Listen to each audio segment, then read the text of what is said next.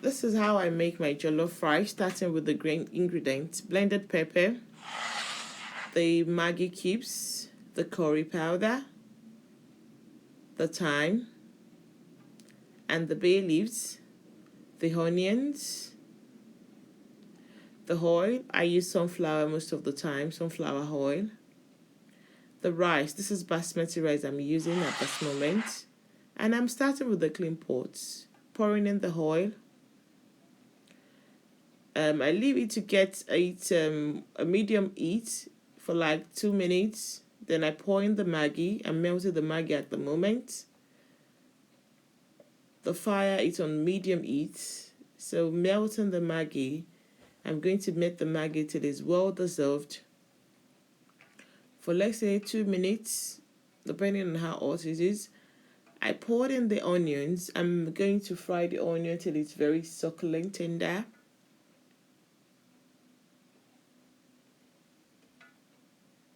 That's the onion frying, another 2 to 3 minutes, depending on the volume of how much you're frying.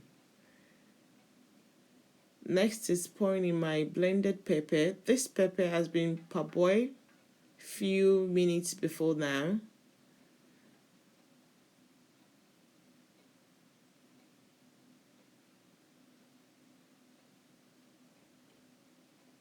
Give it a stir. Make sure it's well stirred together so that the Maggi, everything can come together rather than being separated or sitting at the bottom of the pot and getting burnt. It's too early to get burnt. That's the bay leaf. Then curry, thyme is one pouring next. That's the curry, then followed by the thyme.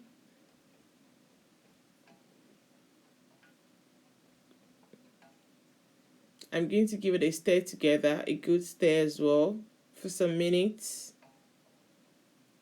And the reason is to avoid the ingredients, the spice and all that is sticking at the bottom of the pot. Good stir. Then I'm going to cover it up to fry for some minutes. Let's say I'm going to cover for like 7-8 minutes at this time. So it's fried, and next thing I'm going to do is I'm going to put my puree. And I'm sorry, from the beginning I forgot to list my puree as one of the ingredients. So remember to get your puree when you're making jollof rice. This is the puree I'm pouring in.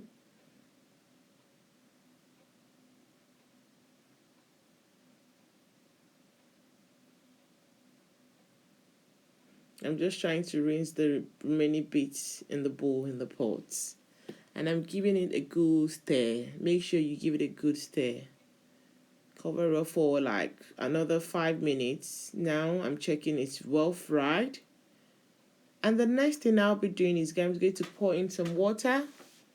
Warm water. Most of the time I get my warm water ready. I boil the water once to get it ready. While it's boiling, I'm giving my rice a quick wash. You rinse about 2 to 3 times, depending on how much starch you need to get out of it. So pouring in my rice now.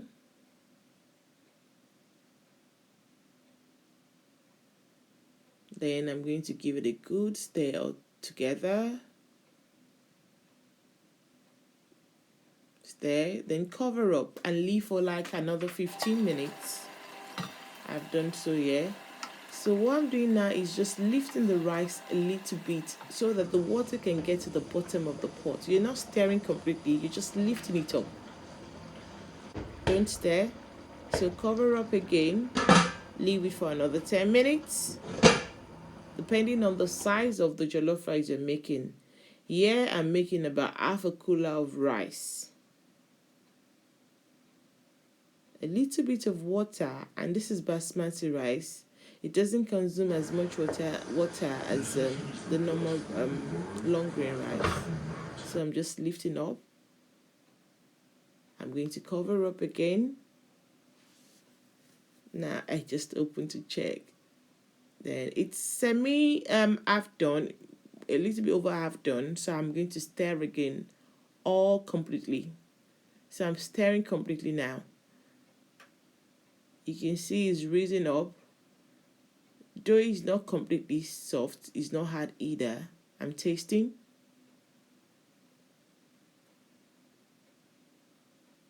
Then at the moment, I'm just going to give it a little bit of tiny more water because I don't want to put much water.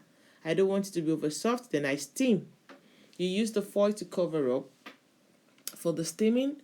Then turn the heat down. Yeah, you can see. Then I'm going to stir all together.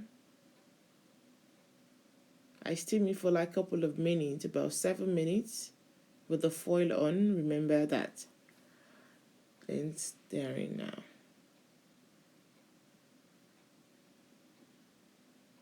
Thanks for watching. That is how I make my jollof rice. I hope you like to give it a try, and I'm sure you're going to enjoy it. Please invite your friend and share with friends as well. Thank you.